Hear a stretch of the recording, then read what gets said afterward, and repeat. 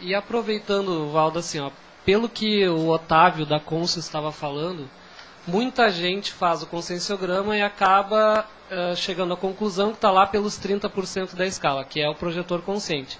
Mas efetivamente... 30% já está ótimo. Já está ótimo.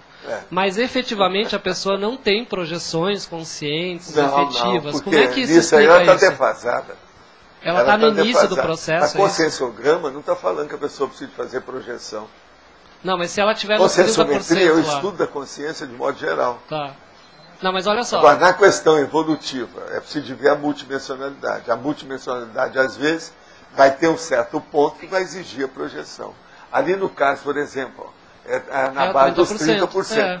Mas agora, os 30% que a pessoa tem é de outras áreas da conscienciometria. Ah, entendi. Lá não é projeciologia. Não é projeciologia. Isso que eu estou falando desde o início. Aí. Agora entendi. Então ela pode estar 30% no conscienciograma, mas a área da projeção... Você já viu, né? A área da projeção não está bem desenvolvida ainda. Mas é bom essa sua pergunta, é bem pertinente. Uma coisa que é bom a gente clarear aqui. Eu já falei disso faz uns 5 anos aqui. Observa ali uma coisa. Consréu transmigrado, depois consréu ressomada, depois pré-serenão vulgar. Aí vem isca inconsciente, que é um processo patológico. Tá. Agora depois vem tenepsista, começa a melhorar. Agora veja, tudo é a multidimensionalidade. Agora depois, projetor consciente. O projetor é mais importante que o epicom, até um certo ponto. Depois que ele tem lucidez. Mas ele tem antes. O epicom é superior. Porque já se admite que o epicom já domine alguma coisa de parapsiquismo. Você está entendendo? Por isso que ele está ali depois. Ó. Agora, observa que a diferença entre eles é mínima. Olha lá, é 5% de diferença. Agora, depois, conscienciólogo. Então, ali nós já estamos colocando um conscienciólogo, que é uma personalidade, homem ou mulher, mas que seja teático. Ah, sim. E ele tem a teoria, mas ele já tem alguma vivência. Já tem uma vivência. Agora, depois é que caminha para o desperto. O desperto já defasou isso tudo, já ultrapassou tudo isso. Entendi. Por isso que o desperto ali, ó, dá problema. E outra coisa, na hora que muda lá, ó, tudo vem na base de 5, depois de 20. Olha lá, 20, 25, 25, 30, 30, 35, 35 vai para 40. Na hora que chega ali, passa para 10. Já não é mais, a coisa já dobrou a dificuldade. Mas assim, por isso que a dispersidade a gente... Perguntando até sobre a escala, por exemplo, antes existia uma escala bem simples, né? Que era pré-serenão, desperto... Não, a gente fala isso para a pessoa elementarmente, logo de início, na primeira hora, ela entenda o que a gente quer dizer. Ali ó, já tem detalhes. Agora veja, eu mesmo falo que ali no meio você pode passar. Você pode pôr 21, 22, 23, 24, 26, 27. Te vira. Agora tem que ver quais são os ângulos da personalidade que você vai pôr lá. Mas posso fazer uma pergunta assim, o seguinte, ó.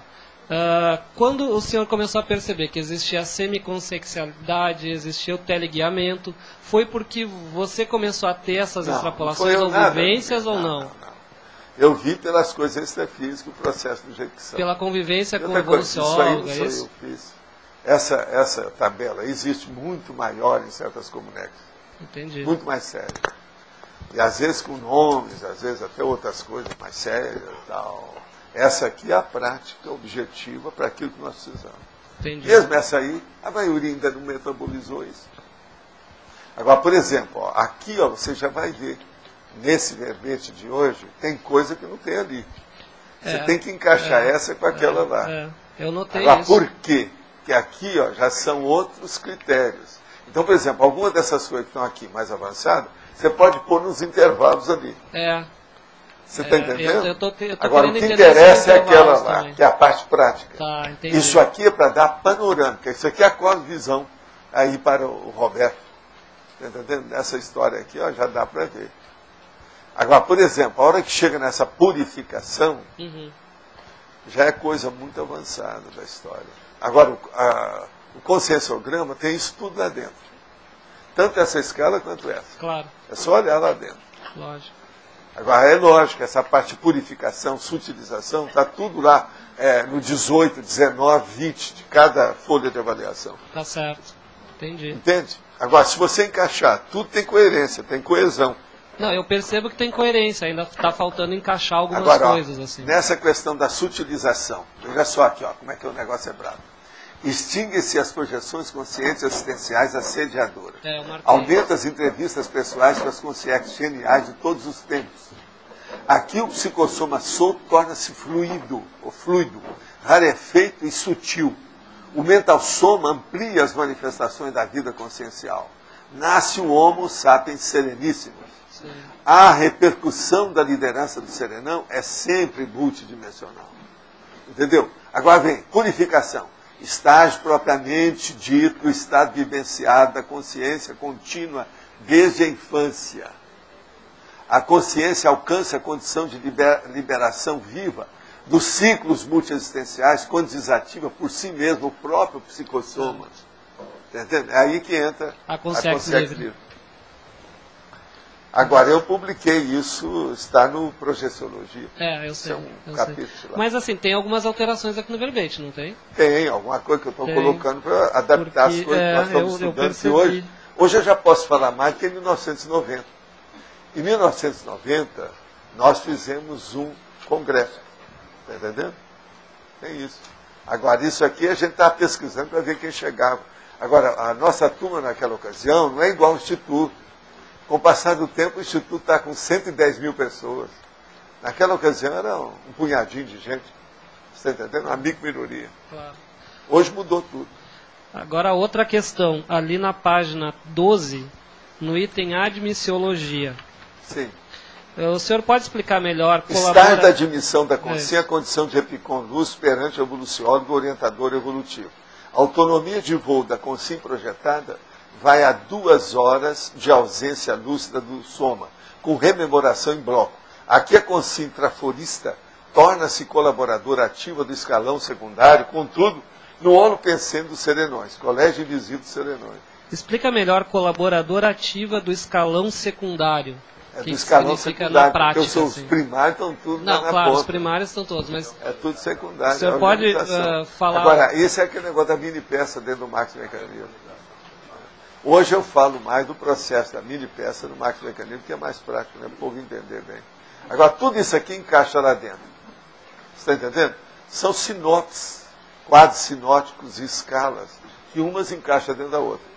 Os índices são mais ou menos iguais. Se você for olhar, encaixa tudo um dentro do outro. Então, a percepção, por exemplo, de alguém que está entrando nesse estágio de epicentrismo consciencial lúcido é estar entrando nesse holopensene mais do serenão, convivência maior com eles, é isso?